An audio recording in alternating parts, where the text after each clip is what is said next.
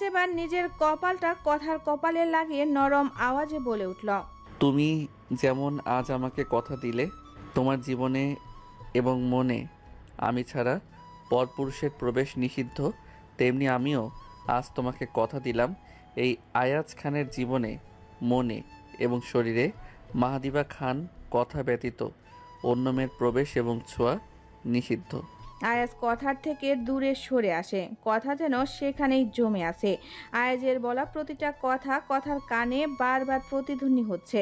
কথা শুধু এতটুকুই বুঝতে পেরেছে, আজ থেকে তার এই একটা ছায়া হলো, একটা ঢাল হলো, একটা নিজের মানুষ হলো, যার সামনে কথা একটা খোলা বইয়ের মতো থাকতে পারবে। পরক্ষণেই কথা ভেবে ওঠে, আয়াজের জন্য এত তাড়াতাড়ি এত অনুভূতি কিভাবে জন্মালো আমার মনে? কেন এমন মনে হচ্ছে উনি আমার ভীষণ আপন কেউ? আচ্ছা, এটা কি পবিত্র বন্ধনের শক্তি নাকি অন্য কিছু? কথা নিজের ভাবনার মাঝে অনুভব করলো সে হাওয়ায় ভাসছে। কথা কিছুটা ভয় পেল, আর তখনই সে বুঝতে পারলো আয়াস তাকে কোলে উঠিয়ে নিয়েছে। আয়াস হুট করে কথাকে কোলে নেওয়ার কারণে কথা কিছুটা হকচকিয়ে যায়। পড়ে যাওয়ার ভয়ে আয়াজের বুকের কাছের টি শার্টটা খামচে ধরে।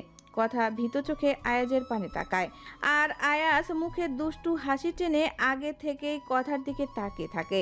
আয়াজের এহেন চাহনি দেখে কথার হার্টবিট বেশ বেড়ে যায়।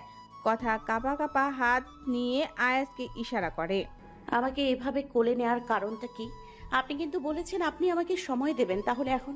কথার ইশারার মাঝপথেই থামিয়ে দিয়ে আয়াজ বেশ রসালো ভাবে বলে উঠল, আরে ময়না বউ, তোমার চিন্তা ভাবনা কত অ্যাডভান্স, তোমার উপর দিয়ে সারাদিন কত ধকল গেল, তাই তো আমি ভেবেছিলাম তোমাকে কোলে করে ঘরে নিয়ে যাই, যদি হেঁটে হেঁটে সিঁড়ি বেয়ে গেলে তোমার পায়ে ব্যথা হয়। কিন্তু তুমি তো দেখছি মহান মহান জিনিসগুলো ভেবে নিয়েছো। অবশ্য তুমি চাইলে আমি কি। আয়াজের কথার মাঝপথেই কথার নিজের হাত দিয়ে আয়াজের মুখ চেপে ধরল, আর মাথা নাড়িয়ে বোঝালো আর কিছু না বলতে। আয়াজ বুঝতে পারলো তার ময়না বউ লজ্জা পাচ্ছে, তাই সে তার ময়না বউকে আর না ঘাটিয়ে কোলে করে চলল ঘরের উদ্দেশ্যে। আরিয়ান কানাডার পা রেখেছে 2 ঘন্টা হলো। কানাডা থাকার জন্য আরিয়ান সব আগে থেকেই ব্যবস্থা করে রেখেছিল। আরিয়ান তার হসপিটাল থেকে 10 মিনিটের দূরত্বে একটা অ্যাপার্টমেন্ট ভাড়া নিয়েছে। কানাডায় এখন সকাল 8টা, বাংলাদেশে এখন রাত 10টা। আরিয়ান এখন তার অ্যাপার্টমেন্টের বারান্দার রেলিং ঘেঁষে দাঁড়িয়ে আছে। কানাডায় এখন গরমকাল চলছে, কিন্তু তাতেও কানাডার আবহাওয়া বেশ ঠান্ডা। আরিয়ানের গায়ে মোটা জ্যাকেট পরিধান করে বারান্দায় দাঁড়িয়ে আছে। এখানে আসার পর আরিয়ান তার বন্ধ মোবাইল চালু করেনি, জমিদার বাড়ির কাউকে ফোন করে জানায়নি সে তার গন্তব্যে পৌঁছিয়েছে। কেন জানি না, তার কিছুদিন নিজেকে সব কিছু থেকে দূরে রাখতে মন চাচ্ছে। হয়তো নিজেকে গুছিয়ে নেওয়ার কোনো প্রয়াস করছে, কিন্তু যতই নিজেকে গুছিয়ে নেওয়ার চেষ্টা করুক, দিন শেষে কথার ভাবনা তাকে পুরোপুরি ভেঙে দেয়। আরিয়ান মনে মনে ভাবছে, আচ্ছা, এতক্ষণে তো কথার বিয়ে হয়ে গিয়েছে তাই না? তাও আবার আবরারের সাথে। শেষ পর্যন্ত আবরারই জিতে গেল, আর কথা পেয়ে গেল তার ভালোবাসার মানুষ। কিন্তু আমি কি পেলাম? এত বছর পুষিয়ে রাখার ভালোবাসার বিনিময়ে কি পেলাম? এক আকাশ পরিমাণ যন্ত্রণা। আচ্ছা, আমার ভালোবাসা পূর্ণতা পেয়ে গেলে কি খুব বেশি ক্ষতি হয়ে যেত? আরিয়ান এসব ভাবতে ভাবতেই আপন মনে গান ধরল। জমিদার বাড়ি। আবরার বসে আছে তার বারান্দার সোফায়, ঘুম নেই তার চোখে। ভেবে চলছে এক অগোছানো ভাবনা। এতদিন আয়াজের চোখে সে খারাপ ছিল, আজ কথার চোখেও সে নিচু ব্যক্তি হিসেবে পরিচিত হলো। এরকমই তো চেয়েছিল সে। আচ্ছা, সে যেই খেলা খেলতে যাচ্ছে তাতে আর কত সময় লাগবে? সে পারবে কি সব কিছু গুছিয়ে উঠতে? নিজের এক সময়ের প্রাণপ্রিয় বন্ধুর চোখে ঘৃণাও যে তাকে পাগলের মতো ভালোবাসতো, তার চোখে অভিমান দেখে আবরার কি শান্তিতে থাকতে পারে? তার কি বুক পুড়ে না, নাকি সে মানুষ না? কিন্তু সময় এবং পরিস্থিতির কারণে আজ সে নিরুপায়। সে আজ চাইলেও সব ঠিক করতে পারবে না, এতে যে বেশ সময় লাগবে। এত সময় কি তার হাতে আছে? আবরার এত সব ভেবে একটা দীর্ঘশ্বাস ফেলল। সোফা থেকে উঠে চলে গেল ঘরে। ঘরে যে দেখতে পেল তার প্রাণটা বেশ আরামে ঘুমাচ্ছে। আবরার ধীর পায়ে হেঁটে খাটের পাশে শুল এবং নুপুরের মাথাটা নিজের বুকে চেপে ধরল। এই একটা মানুষের মুখ দেখলে আবরারের সকল চিন্তা দূর হয়ে যায়। আবরার মনে মনে আরও কিছু ভেবে ফোঁস করে একটা নিঃশ্বাস ছেড়ে নূপুরকে জড়িয়ে ঘুমানোর চেষ্টা করল। অন্যদিকে আয়াস কথাকে নিজ হাতে ভাত খাইয়ে দিচ্ছে আর কথা বাধ্য মেয়ের মতো খেয়ে যাচ্ছে। আরিয়ানের পর আজ জীবনের প্রথম অন্য কারো হাতে তৃপ্তি সহকারে কথা খাচ্ছে। তখন আয়াস কথাকে রুমে নিয়ে আসার পর কথাকে বলল, এসব ভারী কাপড় ছেড়ে অন্য কিছু পরে আসো। কথা আয়াজের কথা শুনে অবাক হয়ে ইশারা করল। অন্য কিছু পরবো? কি পরবো? আমি তো কোনো জামা কাপড়ই আনিনি। আয়াস কথার ইশারা বুঝতে পেরে কোনো প্রত্যুত্তর না করে কথার হাত ধরে নিয়ে গেল আলমিরার দিকে। আয়াস আলমিরা খুলতেই কথার চোখ দুটো বড় বড় হয়ে গেল। আলমিরার 6 তাকের মধ্যে 4টায় কথার পরিধানের জন্য বিভিন্ন রকম শাড়ি, 3 পিস, চুড়িদার। কথা অবাক হয়ে সবগুলো দেখছে। আলমিরার 2 থাক ভর্তি শুধু শাড়ি আর শাড়ি, কাতান, জামদানি, সিল্ক সহ নানান রকমের নানা রঙের শাড়ি বাহার। কথা অবাক হয়ে আয়াজের দিকে তাকালো। এগুলো আয়াস আগেই কিনে রেখেছিল, কিন্তু কেন? সে কি আগে থেকেই সব জানতো? কথা কিছু বুঝতে পারছে না। আয়াস কথার চাহনি বুঝতে পেরে মুচকি হেসে বলল, এখন কেন কিছু জিজ্ঞেস করো না ময়না বউ, সময় সুযোগ বুঝে আমি নিজেই তোমাকে সব বলবো। এখন একটা খয়েরি রঙের সুতির শাড়ি ধরিয়ে দিয়ে এটা গিয়ে পরে আসো। কথাও বাধ্য মেয়ের মতো আয়াজের কথা অনুযায়ী শাড়িটা পরে আসলো। কথা শাড়ি পরে ওয়াশরুম থেকে বের হতেই দেখতে পেল আয়াস ভাতের থালা নিয়ে আগে থেকেই খাটে বসে আছে। কথা আয়াজের সামনে যেতেই আয়াসের নিজ উদ্যোগে কথাকে খাইয়ে দেয়। কথা প্রথমে না করেছিল, কিন্তু আয়াজের ধমক খেয়ে আর কিছু বলতে পারল না। খাবার শেষে আয়াস এবং কথা এক বিছানায় শুয়ে আছে। কথা এমনভাবে শুয়ে আছে যেন সে একটা রোবট। এভাবে এক বিছানায় কোনো পুরুষের সাথে শুতে কথার কেমন যেন লাগছিল। যতই আয়াস তার বিয়ে করা স্বামী হোক, তবু কথার এসব ভাবনার মাঝেই আয়াস কথার বাহু ধরে টান দিয়ে কথার মাথা তার বুকে নিয়ে আসে আর আলতো করে জড়িয়ে ধরে। কথা কিছু ইশারা করতে নেবে, তার আগেই আয়াস কথাকে আরও নিবিড়ভাবে জড়িয়ে ধরে নরম গলায় শুধালো, তোমার যত সময় প্রয়োজন হয় তুমি নিও ময়না বউ, শুধু আমার একটাই অনুরোধ, রাতে আমার এই বুকটা যেন তোমার ছোঁয়া পায়। দয়া করে আমার এই আবদারটা রাখো। আজ প্রায় অনেক বছর ধরে ঠিকমতো ঘুমোতে পারিনি আমি। আমাকে এমনভাবে তোমার সাথে জড়িয়ে নাও যেন আজকের মতো প্রশান্তির ঘুম আমার জীবনে বারবার আসে। প্লিজ ময়না বউ। আয়াজের কথা শুনে কথার মনে কিছু একটা হলো। কথা নিচ থেকে আলতো হাতে আয়াজকে জড়িয়ে ধরে তার মাথাটা আয়াজের বুকে এলিয়ে দিল। আয়াজ কথার এহেন কাজে মুচকি হেসে কথাকে আরো নিবিড়ভাবে জড়িয়ে দিয়ে ঘুমের দেশে পাড়ি জমালো। কথাও কিছুক্ষণ পর আয়াজের সাথে ঘুমের দেশে পাড়ি জমালো। অন্যদিকে বন্ধ অন্ধকার ঘরে একজন মাঝবয়সী লোক দোলন চেয়ারে দুলতে দুলতে কণ্ঠে প্রতিশোধের আগুন নিয়ে বলে উঠল, আওয়াজ এবং আবরার, আমি আবার আসছি তোমাদের জীবনে তাণ্ডব চালাতে। এবার তোদের নিঃস্ব বানিয়ে আমি আমার প্রতিশোধ পূরণ করব। নতুন সকাল, নতুন সূচনা। চোখের উপর সূর্যের কিরণ পড়তেই কথা চোখ মুখ কুঁচকে নিল। হামি দিয়ে আর মোড়া ভেঙে শোয়া থেকে উঠে বসলো। কথা চোখ পিটপিট করে খুলে বোঝার চেষ্টা করলো সে কথায় আছে। নতুন জায়গা দেখে কথা বেশ ঘাবড়ে গেল। পর মুহূর্তেই মনে পড়লো কালকের সকল ঘটনা। মনে পড়ে গেল আবরারের করার ছলনার কথা, আয়াজের সাথে অনাকাঙ্ক্ষিত বিয়ের কথা, কথার প্রতি অবিচারের বিরুদ্ধে আয়াজের করা প্রতিবাদের কথা, আর কাল রাতে আয়াজের সাথে সুন্দর মুহূর্তগুলোর কথা। এগুলো মনে পড়তেই কথা একটা দীর্ঘশ্বাস ফেলল আর বিছানার দিকে তাকাতেই দেখতে পেল আয়াজ সেখানে নেই।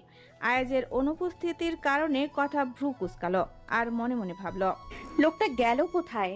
পর মুহূর্তে কথা সময় দেখার জন্য সামনের দেওয়ালে টানানো ঘড়ির পানে তাকালো। কথা দেখতে পেল ঘড়ি তাকে জানান দিচ্ছে এখন সকাল 10টা বাজে। এমা, এখন যে সকাল 10টা বাজে আর আমি এখনো পড়ে পড়ে ঘুমোচ্ছিলাম। তিনি কি ভাববে আমার সম্পর্কে? আমি কুম্ভকর্ণের মতো ঘুমাই? আগে কখনো ঘুম থেকে উঠতে আমার এত দেরি হয়নি। প্রতিদিন ফজরের সময় আমার ঘুম ভেঙে যেত। এরপর ফজরের নামাজ পড়ে নিজের ক্যানভাস নিয়ে বসে যেতাম। কিন্তু আজ এত দেরি করে উঠলাম কিভাবে? ধুর, এত ভেবে কাজ নেই, তাড়াতাড়ি ফ্রেশ হয়ে নিচে যাই, দেখি উনি কোথায় আছে। এই বলে কথা আলমিরা থেকে একটা লাল রঙের সুতির শাড়ি নিয়ে ওয়াশরুমে চলে গেল। জমিদার বাড়ি। এমন একটা পাগল মেয়েকে কি করে বিয়ে করতে পারলো আবরার? জমিদার বাড়ির প্রথা অনুযায়ী নতুন বউকে বিয়ের পরের দিন বাড়ির সকলের জন্য পায়েস রান্না করতে হবে। সেই অনুযায়ী নূপুরকেও পায়েস রাধার আদেশ দিয়েছিলেন বাড়ির বড় গিন্নি রাইমা খান। কিন্তু নূপুর রান্না করতে গিয়ে রান্নাঘরের অবস্থা পুরো বেহাল করে দিয়েছে। আগুন দেখে নূপুর অস্বাভাবিক আচরণ শুরু করে দিয়েছে। রান্নাঘরের প্রতিটা জিনিস ভাঙা শুরু করে দিয়েছে। সেই সময় রান্নাঘরে জমিদার বাড়ির সকলে প্রবেশ করে, সবার সাথে আবরারও প্রবেশ করে। আবরার নূপুরের এহেন অবস্থা দেখে ছুটে যায় নূপুরের কাছে। আবরার নূপুরকে জড়িয়ে ধরতেই নূপুর ভয়ার্ত মুখ করে কাঁপা কাঁপা গলায় বলে ওঠে, ওরা আবারও আমার শরীরে আগুন লাগিয়ে দিবে জমিদার সাহেব, আবারও আমাকে সেই যন্ত্রণা দিবে। আমি যে সইতে পারবো না। আমাকে নিয়ে যান না এখান থেকে, নিয়ে যান এখান থেকে আমাকে। আমার আমার দম বন্ধ হয়ে আসছে। ওরা আবার আমাকে এই বলতে বলতে নূপুরের নিজের সমস্ত ভার আবরার উপর ছেড়ে দিল।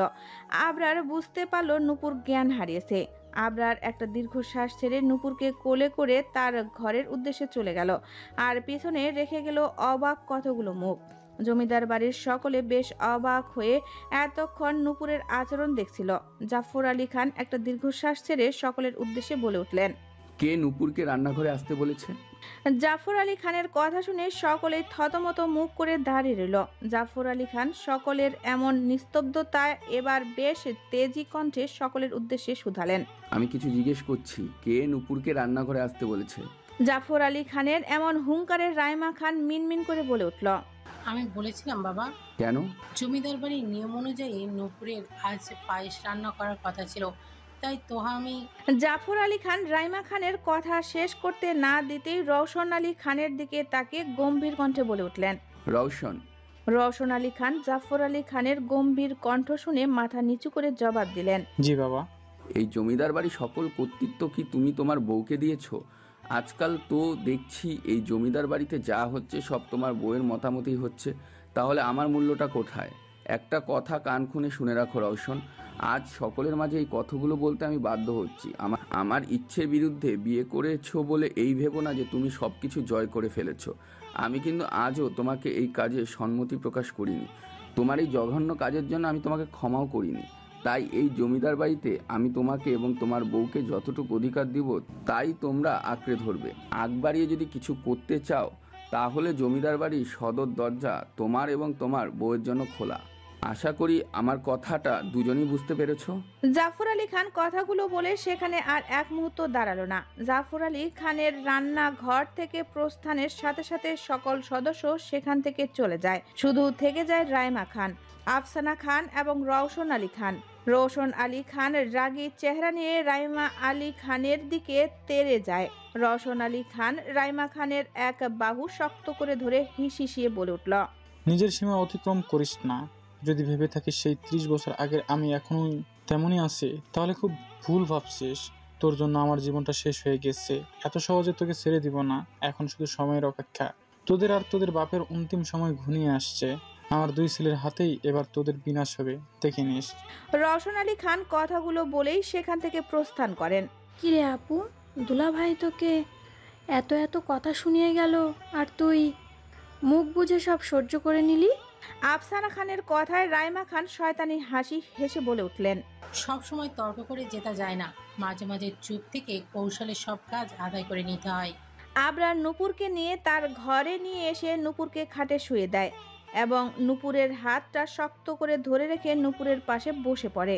আবরার এক ধ্যানে নূপুরের দিকে তাকে মনে মনে ভেবে উঠে, আর কিছুটা দিন সহ্য করো প্রাণ, তোমার উপর করো সকল অন্যায়ের হিসেব আমি ওদের এক এক করে বুঝিয়ে দেব, কিন্তু ততদিন যে আমাকে এই মিথ্যে নাটকটা বজায় রাখতে হবে। কথা পা টিপে টিপে সিঁড়ি দিয়ে নিচে নামছিল। পরনে তার লাল রঙের সুতি শাড়ি বাঙালি আনায় পরা, 2 হাতে লাল কাচের চুড়ি। আয়াস আগে থেকে ড্রেসিং টেবিলটা সম্পূর্ণ মেয়েদের জিনিস দিয়ে ভরে রেখেছে। কথা চুড়ির ড্রয়ার খুলতেই তার চোখ কপালে উঠে যায়। এত রঙের বেরঙের কাচের চুড়ি দেখে মনে হচ্ছিল আয়াস পুরো চুড়ির দোকান তুলে নিয়ে এসেছে। কথা সেখান থেকে 2 হাত মুঠো মুঠো লাল কাচের চুড়ি পরল। কানে ছোট্ট লাল রঙের ঝুমকো। কথা সিঁড়ি বেয়ে বসার ঘরে আসতেই বেশ চমকে যায়, কারণ তার সামনে বৃষ্টি, মাহিবা, সাহিল, ইমন, আহান এবং ইতি দাঁড়িয়ে আছে। কথা তার ভাই বোনদেরকে এখানে দেখে বেশ আবেগপ্রবণ হয়ে যায়। সে ছুটে চলে যায় তার ভাই বোনদের দিকে। কথা একে একে তার সকল ভাই বোনদের জড়িয়ে ধরে। কথা এবার আহানের উদ্দেশ্যে ইশারা করল। তোমরা কখন আসলে ভাইয়া? আহান কথার গাল টেনে দিয়ে বলল, আমরা তো এসেছিলাম সেই সকাল 8টার দিকে। কালকে রাতে আয়াজ আমাদের ফোন করে বলে দিয়েছিল আজ যেন আমরা আসি। ও, কিন্তু উনি যে আমাকে কিছুই বললো না, আর তোমরা সেই 8টা বাজে আসলে, আমাকে ডাকুনি কেন? ইতি আহানের পাশে দাঁড়িয়ে দুষ্টু হেসে কথাকে বলল, তোমার স্বামী আমাদের বলে গিয়েছিল আমরা যেন তার বাচ্চা বউকে ঘুম থেকে না তুলি। তার বাচ্চা বউ যতক্ষণ ঘুমোতে চায় আমরা যেন তাকে ততক্ষণ ঘুমোতে দেই। আহারে কুথু, তোরই কপাল, কি জামাই পেয়েছিস। এমন জামাই কই পাওয়া যায় রে, যে তুই 7 সকালে উঠে যেতিস, সে তুই আজ 10টা পর্যন্ত ঘুমালি। ব্যাপারটা কি রে? কথা বৃষ্টি এবং ইতির এহেন কথা শুনে লজ্জায় মাথা নিচু করে ফেলল। আহান এবার ইতি এবং বৃষ্টিকে মিশিমিশি বোকা দিয়ে উঠল। এই তোরা থামবি? কি কখন থেকে আমার বোনটার পিছনে পড়ে আছিস?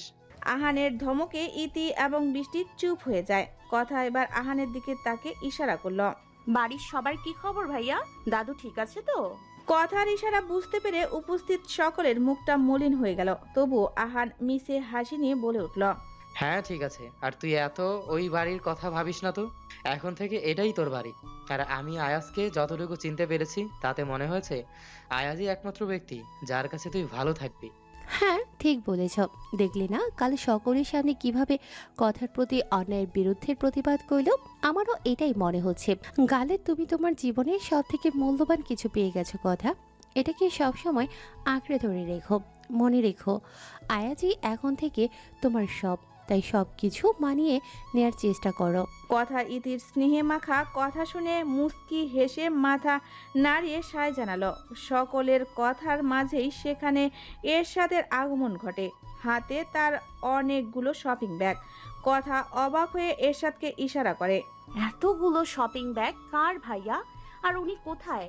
এরশাদ কথার ইশারা করা দেখে বোকা বোকা চোখে তাকিয়ে থাকে। এরশাদ তো সাইন ল্যাঙ্গুয়েজ বুঝে না। আহান এরশাদের ব্যাপারটা ধরতে পেরে মৃদু হেসে এরশাদকে বলে, কথা জিজ্ঞেস করছে আপনার হাতে এতগুলো কিসের ব্যাগ? আর আয়াজ কোথায়? আহানের কথা শুনে এরশাদ হাসি মুখে কথার উদ্দেশ্যে বলে ওঠে, ভাবি এইগুলো ভাই পাঠিয়েছে। আজ তো আপনাদের বউ ভাতের অনুষ্ঠান হবে। শহরের সকল নামি দামি ব্যবসায়ী ও নেতারা আসবে। অনুষ্ঠানটা সন্ধ্যায় হবে, তাই ভাই আপনার জন্য অনুষ্ঠানে পরনের সকল জিনিসপত্র পাঠিয়ে দিয়েছেন। তার সাথে আপনাদের জন্যও পাঠিয়েছে। ভাই ও বলেছেন আপনাদের সকলকে এগুলো পড়তে হবে। আর ভাবি ভাই কার্যালয়ে গিয়েছে কিছু কাজে, তাই ভাইয়ের আসতে একটু দেরি হবে। ভাই আপনাকে ঠিক মতো খাবার খেতে বলেছে। আমি তাহলে এবার আসি ভাবি, ওইদিকে অনেক কাজ পড়ে আছে। কথাগুলো বলে এরশাদ তার হাতে থাকা শপিং ব্যাগগুলো সোফায় রেখে সেখান থেকে চলে গেল। তখনই সেখানে একজন মেয়ে সার্ভেন্ট এসে কথার উদ্দেশ্যে বলে উঠল, ম্যাম, স্যার বলেছিল আপনি ঘুম থেকে উঠলে যেন আপনাকে ব্রেকফাস্ট দিই। ব্রেকফাস্ট তৈরি আছে, আপনি আসুন। সার্ভেন্ট চলে যেতেই কথা সকলের উদ্দেশ্যে ইশারা করলো, তোমরাও চলো। এই না না আপু, আমার পেটে একদমই জায়গা নেই। আসার পর থেকে একটার পর একটা জিনিস খেয়েই যাচ্ছে। আমাদের দুলাভাই যে এত উদার মনের মানুষ, তাদের শালাশালিদের যে কত যত্ন করে। হ্যাঁ আপু, সাহিল একদম ঠিক বলেছে। তুমি যাও, আমাদের পেট পুরো ভরা। আহান কথার মাথায় স্নেহের হাত বুলিয়ে বলে উঠল, তুই গিয়ে খেয়ে আয় বনু, আমরা এখানে বসছি। অগত্যা আর কি করার, কথা একাই সকালের নাস্তা করতে গেল। আদিত্যপুর গণ কবরস্থান। আয়াস এসেছে তার মা এবং দাদুর সাথে দেখা করতে। সকাল সকাল কার্যালয়ে কিছু কাজ পড়ে যাওয়ায় আয়াজের সেখানে যেতে হয়। কিছুক্ষণ আগে কাজ শেষ হওয়ার পর আয়াস কবরস্থানে এসেছে। আয়াস তার মা এবং দাদুর কবর জিয়ারত করে মাত্র গাড়িতে উঠে বসলো, আর তখনই আয়াজের ফোনটা বেজে ওঠে। আয়াস মুখের সামনে ফোন ধরতেই ফোনের স্ক্রিনে ভেসে থাকা ফোন দাতার নাম দেখে মুচকি হাসলো। আয়াস ফোন ধরে বলে উঠল, আজ সূর্য কোন দিক থেকে উঠলো? তুই আজ নিচ থেকে আমাকে ফোন করেছিস যে? ওপাশের ব্যক্তিটা মৃদু ধমকে বলে উঠল, চুপ থাক শালা, এদিকে আমি চিন্তায় মরছি আর সে মস্করা করছে। আয়াস আগের ভঙ্গিতেই বলে উঠল, ওলে বাবা, তাই নাকি? তুই আবার চিন্তাও করিস, কিন্তু তোর চিন্তার কারণটা তো আমি খুঁজে পেলাম না। এখন তো সাথে বউ আছে, তাহলে চিন্তা কিসের? আয়াজের কথা শুনে ওপাশের ব্যক্তি আয়াজকে মৃদু ধমকে বলে উঠল, আয়াজের বাচ্চা, মস্করা বন্ধ কর। আজ যে তোর রিসেপশনে এই নাটের গরুটা আসবে তা মনে আছে? তাকে বিয়ে করে সব ভুলে গেছিস? তোর মতো কি আমি বউ পাগল নাকি রে? হ্যাঁ, যে বিয়ে করলে বউয়ের কারণে সব ভুলে যাব? আর তুই এত চিন্তা করছিস কেন? আমি আছি তো। আয়াজ হ্যাঁ সাথ তো ডরনে কি কিয়া হ্যাঁ বাত। তুই চিল কর, বাকিটা আমি সামলে নিব। হ্যাঁ, আমার জানা আছে তুই কি সামলাবি। ভাই, যা করার আমাদের কিন্তু তাড়াতাড়ি করতে হবে। এত নাটক আর ভাল লাগছে না, আমি ক্লান্ত এই নাটক করতে করতে। আমি বুঝি বেশ উপভোগ করছি এসব কিছু। আর শালা শোন, সব ঠিক হয়ে গেলে তোকে আমি গুনে গুনে ততগুলো খুশি মারবো যতগুলো তুই আমাকে মেরেছিলি। শালা, ওই দিনের মার আমি জীবনও ভুলবো না। ভাগ্য ভালো সেদিন আমি তোকে ধরিনি, না হলে তুইও আমার মতো 7 দিন হসপিটালে ভর্তি থাকতি। হ্যাঁ, দেখা যাবে না তুই কি করিস। আপাতত চোখ কান খোলা রেখে আমাদের সব কাজ করতে হবে। বুঝতে পেরেছি, তুই চিন্তা করিস না। এবার এই খেলার শেষ আমাদের হাতেই হবে। এখন রাখ, বাসায় যাব আমি। আমার ময়না বউ আমার জন্য অপেক্ষা করে আছে। যেমন ভাব দেখাচ্ছিস, মনে হচ্ছে দুনিয়ায় শুধু তোর একার বউ আছে। শোন, আজ তুই তোর ময়না বউ পেয়েছিস আমার জন্য, কিন্তু বুঝলি? ভাই বুঝছি। এবার রাখ, মনে রাখিস দেয়ালেরও কান আছে, তাই সাবধানে সব কিছু সামলাতে হবে। রাখলাম এবার। আচ্ছা। আয়াস ফোনটা রেখে দিয়ে একটা দীর্ঘশ্বাস ফেলে গাড়ি চালানো শুরু করে, আর তার মনে চলতে থাকে এক অজানা খেলা। আয়াস বাঁকা হেসে বলে ওঠে, your end is near mister Jamshed Chowdhury. Prepare yourself, your destruction is inevitable. তোমার শেষ সন্নিকটে মিস্টার জামশেদ চৌধুরী। নিজেকে প্রস্তুত করো, তোমার ধ্বংস অনিবার্য। দুপুর 3টা। কথা সারাদিন তার ভাই বোনদের সাথে কাটিয়েছে। তারা সবাই মিলে অনেক গল্প করেছে। দুপুরের খাবারের পর সকলে গেস্ট রুমে চলে গিয়েছে কিছুটা বিশ্রাম নিতে। কথা নিজের রুমের খাটে আধা শোয়া হয়ে বসে আছে, কোলে বালিশ রেখে গালে হাত দিয়ে একবার ঘড়ি আরেকবার দরজার পানে তাকাচ্ছে। কথা বুঝতে পারছে না আয়াজ বাসায় আসতে এত দেরি করছে কেন। আয়াজ সারা দিন খেয়েছে নাকি কথা তো জানে না। কথা ভেবেছিল আয়াজ দুপুরের মধ্যে বাড়ি ফিরে আসবে, তাই তো সে এখনো খাবার খায়নি। ভেবেছিল আয়াজ আসলে একসাথে খাবে, কিন্তু কথাই সেই মানুষ। কথায় এভাবে অপেক্ষা করতে করতে কখন যে ঘুমিয়ে পড়েছে তা সে জানে না। কথা কতক্ষণ ঘুমিয়েছে তাও সে বলতে পারবে না। হঠাৎই ঘুমের মধ্যে কথার মনে হলো কেউ তাকে জড়িয়ে ধরে আছে। কথা পিটপিট করে চোখ খুলে বোঝার চেষ্টা করছে ঘটনা কি, আর তখনই সে দেখতে পায় আয়াজ তাকে জড়িয়ে ধরে শুয়ে আছে। আয়াজের পরনে সাদা পাঞ্জাবি, পায়জামা আর মুজিব কোট। কথা বুঝতে পারলো আয়াজ বাসায় এসে ফ্রেশ না হয়ে এভাবে ঘুমিয়ে পড়েছে। কথা নিজের মাথাটা আয়াজের বুক থেকে হালকা উঠালো, আর তখনই কথার চোখ পড়লো আয়াজের দুটো জিনিসের উপর। প্রথমত চোখে পড়লো আয়াজের ঘুমন্ত নিষ্পাপ মুখখানি। এরপর কথাকে যেটা আকর্ষণ করলো তা হলো আয়াজের পুরুষালী গলার উঁচু রেখা, যেটাকে ইংরেজিতে এডামস আপেল বলা হয়। কথা আয়াজের এডামস আপেলের দিকে তাকিয়ে আছে। আয়াজের এডামস আপেলটা সরু এবং বেশ আকর্ষণীয়। কথার মনে হুট করে একটা অদ্ভুত ইচ্ছে উদয় হলো। কথার মনটা বারবার তাকে বলে যাচ্ছে আয়াজের ওই আকর্ষণীয় এডামস অ্যাপেলটা ছুঁয়ে দেওয়ার জন্য, কিন্তু কথার নিজের মনকে বারংবার বাধা দিচ্ছে। ছি ছি, কথা এ কেমন নির্লজ্জের মতো চিন্তা ভাবনা করছিস? লজ্জা করে না তোর? কিছু পর মুহূর্তেই কথা নিজের মনকে জবাব দেয়, আমার বিয়ে করা জামাই সে, তার দিকে তাকালে বা এমন কিছু ভাবলে নিশ্চয় পাপ হবে না। কথা এগুলো বলে নিজের মনের সাথে যুদ্ধ করছিল, আর তখনই আইজ ঘুমের মধ্যে নড়ে ওঠে। আইজের হঠাৎই নড়ে ওঠায় কথা চোখ বন্ধ করে ঘাপটি মেরে আইজের বুকে পড়ে থাকে। যেন আয়াস বুঝতে পারে কথা ঘুমিয়ে আছে। আয়াস আস্তে আস্তে চোখ খুলল। চোখ খুলেই সে দেখতে পেল তার ময়না বউটা তার বুকে ঘুমিয়ে আছে। আয়াস কথাকে দেখে একটা প্রশান্তির হাসি দিল। আয়াস ঘড়িতে তাকিয়ে দেখলো এখন বিকেল 5টা বাজে। সে বাড়িতে এসেছে 3:30-এর দিকে। আয়াস ঘরে এসেই দেখতে পেয়েছিল তার ময়না বউ খাটে গুটিসুটি মেরে ঘুমিয়ে আছে। আয়াসের কেন জানি না খুব লোভ হলো তার ময়না বউটাকে শুয়ে দেখার। তাই তো সে ফ্রেশ না হয়েই শুয়ে পড়েছিল তার ময়না বউয়ের পাশে। এরপর কথার মাথাটা তার বুকে নিয়ে কখন যে ঘুমিয়ে পড়লো সে বুঝতে পারল না। আয়াস নিজের ভাবনা থেকে বের হয়ে কথাকে সাবধানতার সাথে তার বুক থেকে বালিশে শুয়ে দিল। তারপর আলমিরা থেকে জামা কাপড় নিয়ে ওয়াশরুমে চলে গেল। ওয়াশরুমের দরজা আটকানোর শব্দ পেয়ে কথা চোখ খুলল। কথা এবার নিজেকে ঠিকঠাক করে চলল রান্নাঘরের উদ্দেশ্যে। কথা ভাবলো আয়াস হয়তো অনেক ক্লান্ত, তাই তাদের দুজনের খাবারটা ঘরে নিয়ে আসবে। বেশ কিছুক্ষণ পর আয়াস ফ্রেশ হয়ে তোয়ালা দিয়ে মাথা মুছতে মুছতে ওয়াশরুম থেকে বের হলো। পরনে তার হালকা সবুজ রঙের টি শার্ট আর সাদা ট্রাউজার। আয়াস তোয়ালা দিয়ে চুল মুছে বারান্দায় গিয়ে তোয়ালাটা শুকাতে দিয়ে এলো।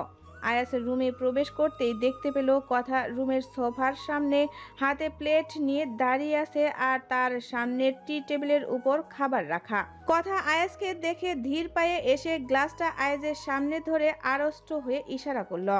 আপনার জন্য শরবত বানিয়েছি, শরবতটা খেলে হয়তো ক্লান্তি কিছুটা কমবে। আয়াস কথার ইশারা বুঝতে পেরে মুচকি হাসলো।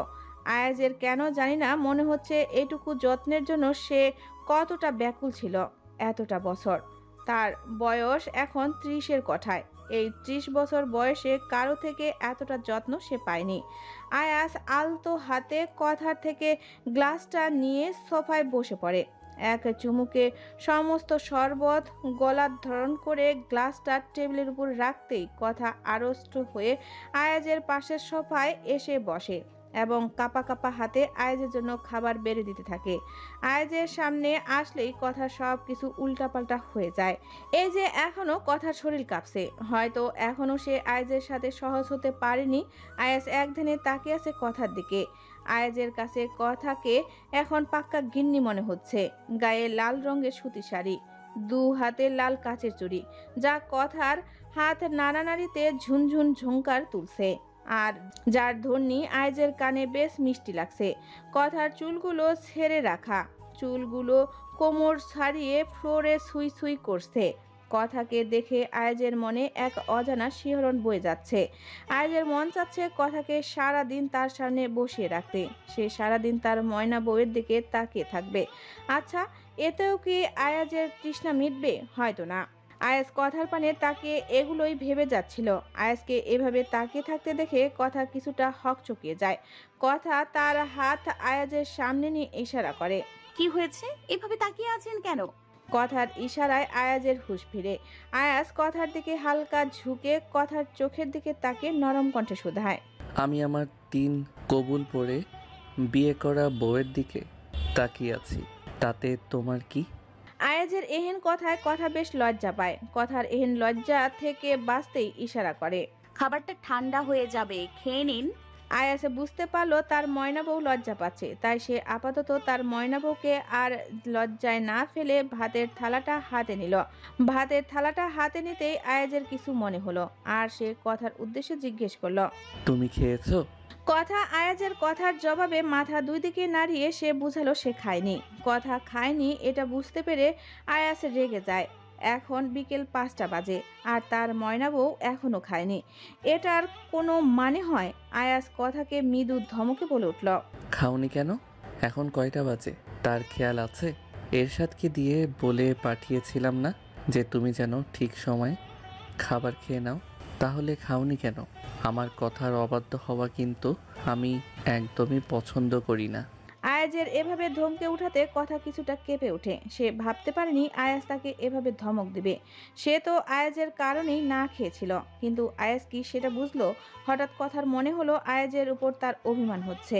কথা মাথা নিচু করে ইশারা করে, আসলে আমি ভেবেছিলাম আপনি আসলে একসাথে খাবো, তাই। কথার ইশারা বুঝতে পেরে আয়াজ কিছুটা নরম হলো। আয়াজ এটা ভেবে খুশি হলো তার বউটা তার সাথে মানিয়ে নেওয়ার চেষ্টা করছে। তাই তো কথা আয়াজের জন্য না খেয়েছিল। আয়াজের এখন নিজের উপর রাগ হলো। সব কিছু না জেনে শুধু শুধু তার ময়না বউটাকে ধমক দিল। আয়াজ এবার ভাতের থালাটা নিয়ে কথার মুখোমুখি হয়ে বসলো।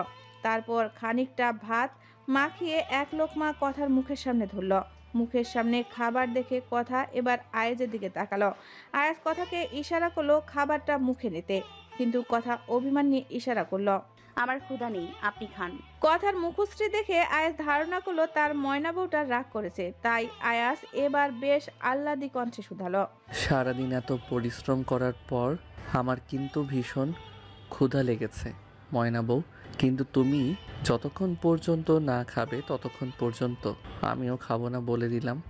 এখন তুমি ঠিক করো, আমাকে কি অভুক্ত রাখতে চাও? আয়াজের এহেন কথায় হয়তো কাজে দিয়েছে, তাই কথা আর অমত না করে বাধ্য মেয়ের মতো আয়াজের হাত থেকে খাবার খেয়ে নিল। আয়াজ কথাকে খাচ্ছে, সাথে সাথে নিজেও খাচ্ছে। খাওয়া দাওয়া শেষে আয়াজ কথার উদ্দেশ্যে বলে উঠল,